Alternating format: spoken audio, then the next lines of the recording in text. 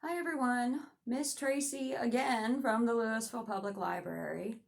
Today I have a neat little crafty project for you to make to keep your young ones busy and entertained, even if it's just for a short period of time so you can sneak off and get a cup of coffee and some silence.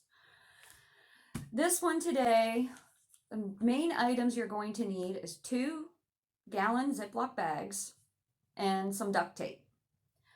From that point forward, you got to get a little creative with what you got laying around the house.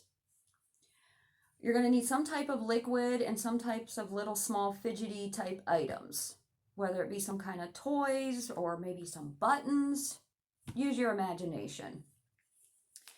I took some dishwashing detergent and a little bit of water, so that way as we're fidgeting around it makes some bubbles inside the bag. And then my small item I put in the bag, see if I can hold one still long enough to show you on camera. I had these little decorative blue gems that I use in some of my container gardening. Again, be creative, whatever you think will work, and keep their interest for at least 5 minutes. You're going to want to put your liquid and your little items inside a gallon Ziploc bag. Make sure you want to press it down, get all the air out of it, zip it shut. Do the same with the second bag. We're making a barrier here. Keep it secure so it don't rip, leak.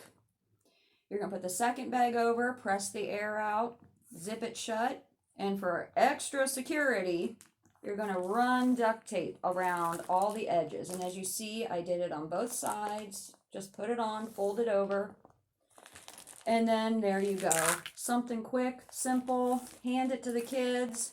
Say, here, play with this. Count how many gems are in the bag. Count how many buttons. Sort them by colors by pushing it around inside the bag.